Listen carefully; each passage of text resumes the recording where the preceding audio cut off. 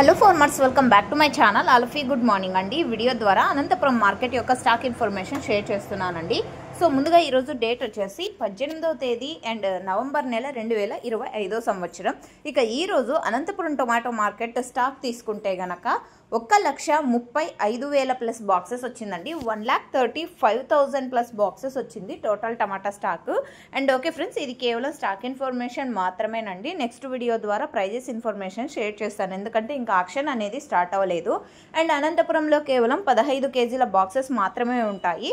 And టోటల్గా దాదాపుగా 30 మండీల వరకు ఉన్నాయండి. ఆక్షన్ అయిపోయేసరికి 10-11 గంటల వరకు పడుతుందన్నమాట యాక్షన్ కంప్లీట్ అయ్యేసరికి.